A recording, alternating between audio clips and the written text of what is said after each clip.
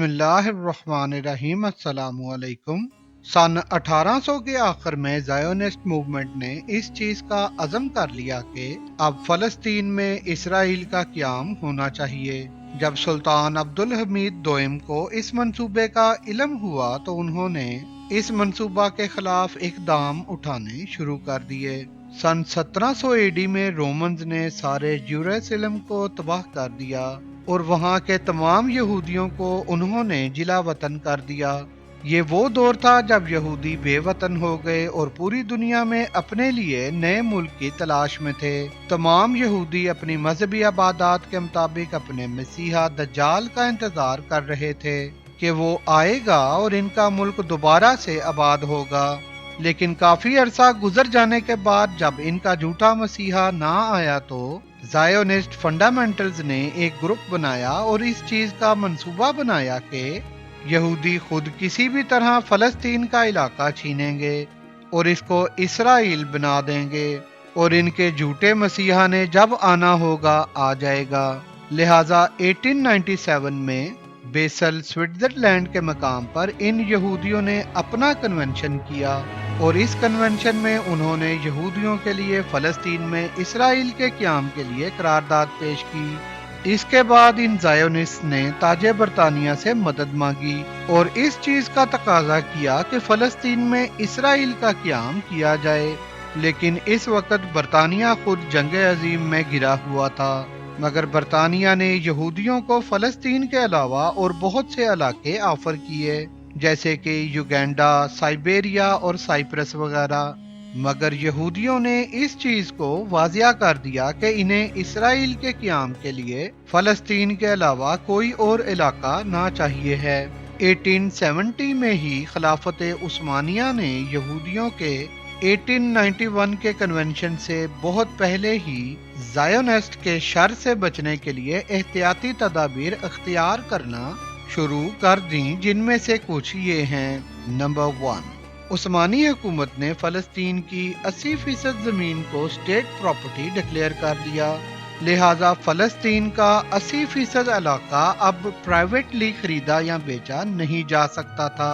Number 2, 1883 में उस्मानी हुकूमत ने फलस्तीन में मौजूद चंद यहूदियों के लिए जमीन को रिस्ट्रिक्ट कर दिया था ताकि यहूदी इलाका में ज्यादा फैल ना सकें। नंबर 3, खिलाफत उस्मानिया के इलाके से बाहर के यहूदियों को पाबंद कर दिया गया कि वो ना तो फलस्तीन में आ सकते हैं और ना ही यहाँ जमीन खरीद सकते हैं।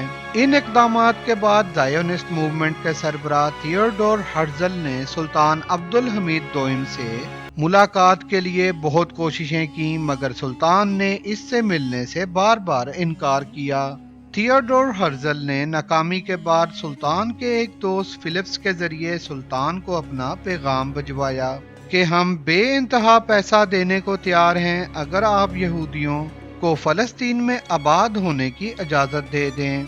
सुल्तान ने फौरन इस तजवीज को रद्द कर दिया और कहा कि मैं इस जमीन का 1 इंच भी यहूदियों को पैसे की खातिर नहीं दूंगा, क्योंकि इस जमीन के लिए मेरे उस्मानी आबाओ अजदाद ने अपना खून बहाया था। यहाँ आपको ये बात बताना भी जरूरी है कि इसराइल की पार्लियामेंट में जगह जगह पर इसी ही वजह से थियोडोर हर्ज़ल की तस्वीर लगी हुई हैं। ज़ायोनिस्ट ने सुल्तान अब्दुल हमीद दोइम के खिलाफ उस वक्त 5th जनरेशन की तर्ज की चाल चली और खिलाफत उस्मानिया से सजा याफ्ता तुर्क बाशिंदों का एक गिरोह इकट्ठा किया और इनके जरिए यंग तुर्क्स नामी एक बागी तंजीम को मुनज़्ज़म किया और इस बगावत के नतीजा में सुल्तान अब्दुल हमीद दोइम के तख्ता को उल्ट दिया गया और सजा के तौर पर सुल्तान को फलस्तीन में मौजूद यहूदियों के एक इलाका सालोनिका में कैद कर दिया गया।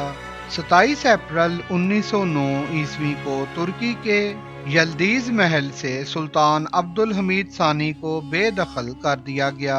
ये खिलाफत उस्मानिया के आखिरी सुल्तान थे।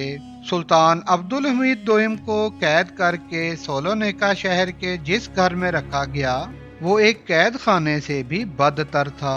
इस घर में ना तो कोई बिस्तर था और ना ही कोई कुर्सी, बल्कि सुल्तान लकड़ी की 2 मेजों को जोड़कर इस पर सोते थे।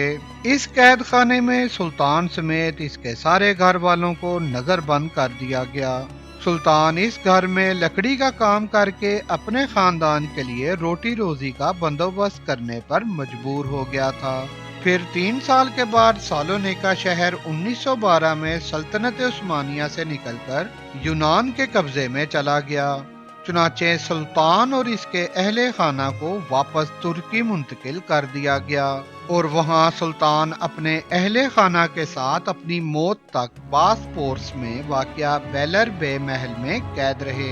सुल्तान अब्दुल हमीद के आखिरी अय्याम इस कदर बुरे क्यों गुजरे, इसका जवाब खुद सुल्तान अब्दुल हमीद के अपने हाथों से लिखे खत में दिया गया है, जो आपने अपनी जिला वतनी से कबल अपने मुर्शिद शेख महमूद अफंदी अबू शामात को तहरीर किया था, जो कि एक रूहानी बुजुर्ग थे। इस खत में कुछ यूं लिखा था: मैं ये खत शेख महमूद अफंदी को पेश कर रहा हूँ। खिलाफत उस्मानिया से मुझे हटाने के लिए जमीयत इत्तेहाद नौजवान तुर्क के सरदारों की मुसलसल धमकियां आ रही हैं। इनका तकाजा है कि मैं यहूदियों के लिए अर्ज़ मुक़द्दस फ़लस्तीन में एक यहूदी मुल्क के क़याम की इजाज़त दूं। इनके पुरज़ोर इसरार के बावजूद मैंने कतन इनकार कर दिया।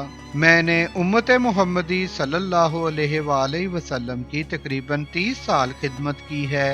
मैं अपने उस्मानी बादशाह और आबाओ अजदाद के नामा-ए माल को स्याह नहीं कर सकता। इनकार के बाद उन्होंने मुझे सालोनिका शहर भेजने का कहा, जिसे मैंने ना चाहते हुए भी कबूल किया। इसी के साथ मैं अपने खत को ख़त्म करता हूँ। 22 दिसंबर 1929 हिजरी। खादमुल मुस्लिमीन अब्दुल हमीद। मजीद ऐसी तारीखी और मालूमाती वीडियोस के हसूल के लिए वीडियो को लाइक करें और इन्फोऑक्स टीवी को सब्सक्राइब करें। शुक्रिया।